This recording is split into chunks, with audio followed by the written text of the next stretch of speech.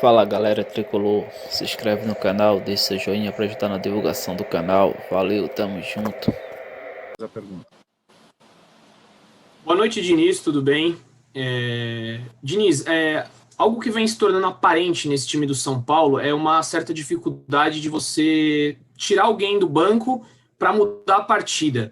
Contra o Vasco, você até chegou a falar que faltou talvez um jogador de velocidade ali para jogar pelas pontas, aí você citou o Rojas, que pode ser um jogador importante, e no jogo de hoje contra o Ceará, senti ali que talvez não tinha peças para você mudar o estilo do São Paulo jogar. Colocou o Vitor Bueno e o Tietchan, que já são comuns, trocas comuns, que não em determinado jogo não muda tanto. Você acha que isso é um problema para o São Paulo brigar pelo Campeonato Brasileiro, para chegar forte? E esse elenco mostra cansaço, você vê isso?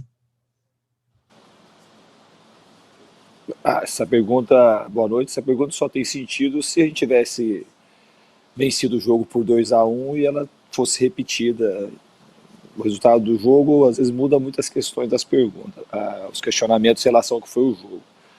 Eu já falei que sou muito contente com o time que a gente tem. A gente tem o Toró e o Paulinho Boia voltando, está se reintegrando no departamento médico, e as trocas elas são normais, não tem para ser normal, elas têm que ser boas. Acho que a gente tem um elenco qualificado para disputar as competições que a gente está disputando. A pergunta da vez passada é se você sentia falta de jogador que dribla.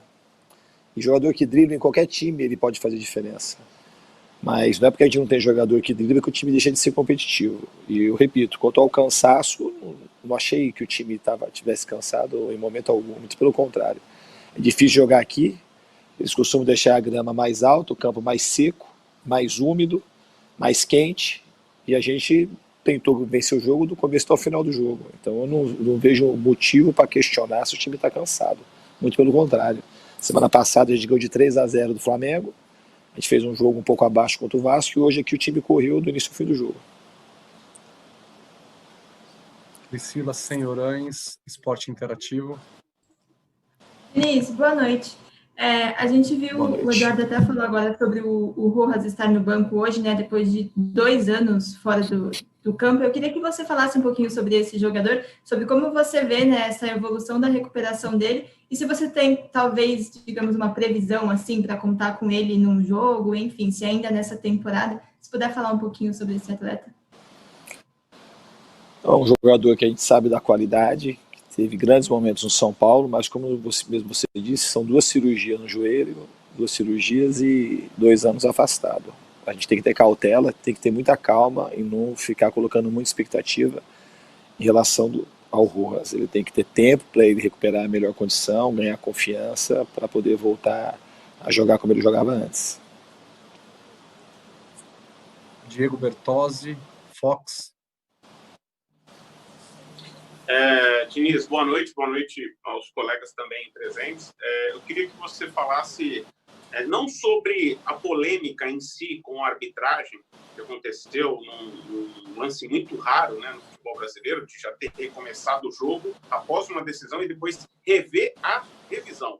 Mas o que eu quero te perguntar é o seguinte, você vem de um trabalho no São Paulo de retomada, de recuperação, em que a sua posição no cargo foi colocado em risco durante um momento, você está numa fase em que há uma sintonia com o grupo, uma sintonia com a torcida e, de repente, por um detalhe importante da partida de hoje, um erro crasso, absurdo, você perde a chance de talvez até alcançar a liderança do campeonato. Claro, depende do resultado da partida entre o Atlético e o Botafogo. Fala para mim dessa sensação que dá no teu sentido, na tua avaliação, da frustração que é quando acontece um fator externo está inerente ao que acontece no campo. Boa noite. Boa noite. Eu acho que é muito frustrante que o VAR ele veio para ajudar o futebol, e eu sou crítico desde o ano passado, sou a favor do VAR desde que ele ajude. Na minha opinião, tem mais prejudicado e de maneira especial o São Paulo do que ajudado. O erro lá do Atlético Mineiro é um erro absurdo, que eles demoraram dias, não sei se dias, chegou a ser mês, foi 30 dias, quanto foi, para poder ceder as imagens para o São Paulo poder entrar, para ter a confirmação de qual imagem que eles tinham. Porque eu lembro daquele jogo, quando terminou a partida, eu me encontrei casualmente com os árbitros que estavam no VAR e falaram que eles tinham uma outra tecnologia muito diferente da televisão, que na televisão era muito claro que o gol era legítimo. Então aquele foi o primeiro erro que poderia mudar a história da partida, do jeito que estava o jogo, e é um concorrente direto ao título nosso.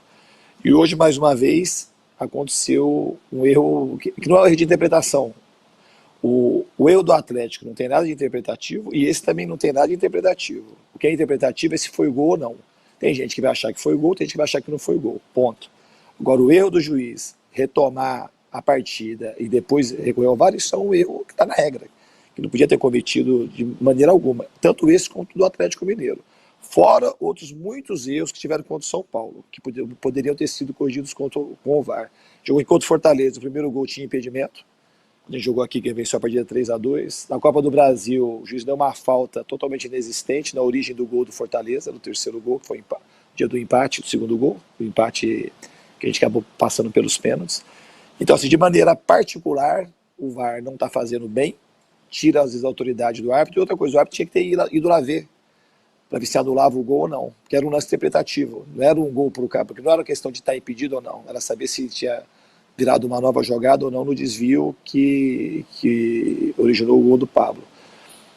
Então, assim, repito, o VAR não está fazendo bem ao futebol e, de maneira especial, está prejudicando muito São Paulo em muitos jogos. Giovanni Chacon, Rádio Jovem Pan. Diniz, tudo bom? Boa noite. Eu queria que você falasse um pouquinho sobre o Galeano, né? Um jogador que a torcida pergunta bastante como é que está o desenvolvimento na base, o quanto você estava acompanhando ele na base, se você acabou puxando ele para fazer essa sequência, essa maratona de jogos, principalmente hoje por conta da ausência do Brenner, talvez faltou alguma peça no ataque, diferente do Rojas, não é um atleta que já estava consolidado na equipe, o que nos treinamentos ele vem te agradando. Se me permite uma segunda, no jogo passado, contra o Vasco da Gama, eu te questionei sobre jogos reativos. São Paulo tem mais dificuldade e você falou que todo mundo tem mais dificuldade contra jogo reativo. É um fato. Hoje foi mais um exemplo disso. A equipe do Ceará acabou se fechando e acabou inibindo um pouco do que poderia ter feito o ataque do São Paulo, que hoje já é bem melhor do que o do ano passado. Eu acho que a equipe fez uma boa partida, principalmente no primeiro tempo. A gente podia ter ampliado o placar. No segundo tempo, além do gol anulado, a gente teve mais pelo menos umas 2 ou 3 chances muito claras de gol.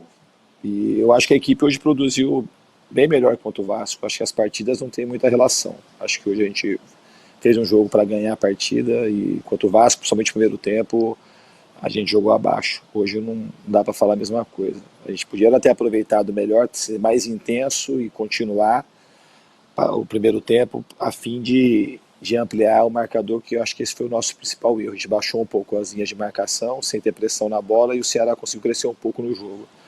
No segundo tempo a gente tomou um gol cedo, uma bola dominada nossa, e o time fez o jogo que dava para fazer. Cedeu poucos contra-ataques e criou mais algumas chances. E jogar aqui tem um adicional, que aqui é mais quente, é mais úmido, e principalmente o campo, eles deixam contra nós, como foi hoje, como foi com Fortaleza, o gramado mais alto e mais seco. Então isso também dificulta você, facilita a marcação e dificulta quem quer acelerar o jogo. Roberto Só Tomé, sobre o TV Galeano, Record. só faltou. Tá legal, tá legal. É verdade, o Galeano é um jogador que a gente acompanha na base. Eu não gosto de elenco muito cheio, mas é um jogador que a gente sempre está acompanhando na base. Ele veio hoje, conseguiu entrar um pouco no jogo. E a sequência a gente vai ver como é que fica, assim, porque eu não gosto muito de ficar com o jogador aqui, ele tendo condição de jogar na base, porque ele pode treinar, de repente retornar para a base. A gente está ainda avaliando como é que a gente vai proceder com o Galeano, porque agora volta, além de voltar o Brenner, o Paulinho Boia está voltando, o próprio Toró está voltando, mas é um jogador que a gente sabe que ele tem se destacado na base, não é de hoje, e a gente tem um olhar carinhoso em relação a ele. Roberto Tomé, TV Record. Fernando Diniz, boa noite. A gente está acompanhando aí o Campeonato Brasileiro mais equilibrado dessa era de pontos corridos, né? Essa briga pela liderança com o Galo, na tua opinião, e outros times também na ponta da tabela, vai até as últimas rodadas? Nenhum time vai disparar? Essa é uma pergunta muito difícil de responder. tem uma tendência de equilíbrio, a gente nunca sabe o que vai acontecer no próximo mês, então não consigo responder isso. Até agora, de fato, está sendo muito equilibrado, por vários motivos. A gente não pode descartar o que aconteceu com a pandemia, o que tem acontecido por conta da pandemia, e então tem uma tendência de equilíbrio. Agora, se ele vai se manter até o final, ninguém sabe, eu pelo menos não saberia te responder. Felipe Ruiz, TV Globo.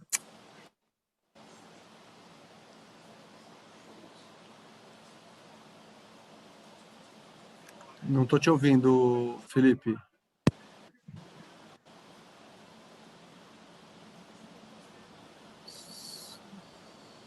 Continua mudo.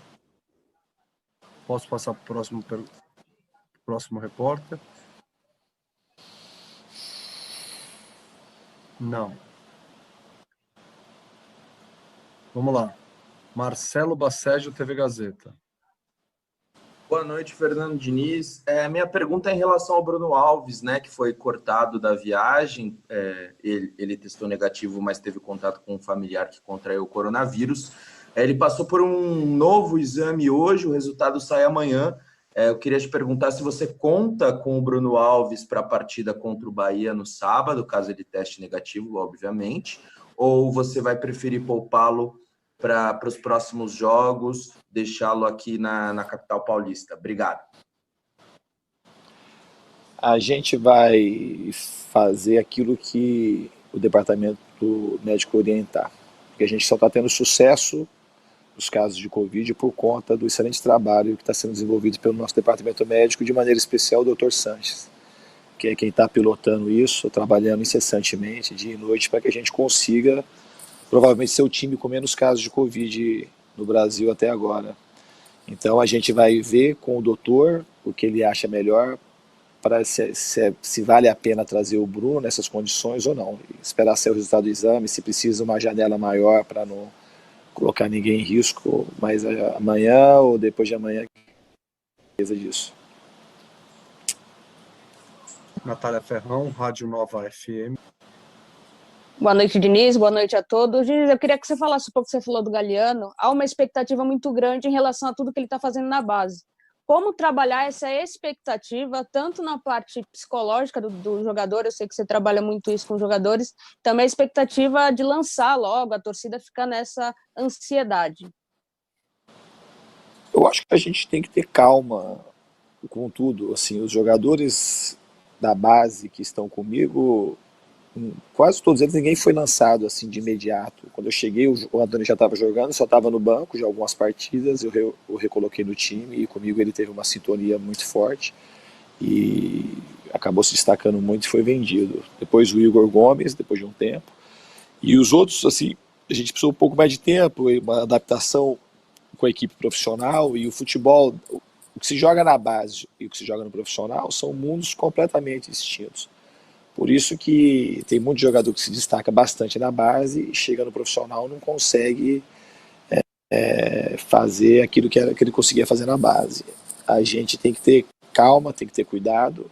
A gente sabe que é um jogador que tem potencial, mas a gente vai ter o cuidado necessário para poder lançá-lo na hora certa. Felipe Ruiz, TV Globo. Boa noite, Diniz. Me escuta agora?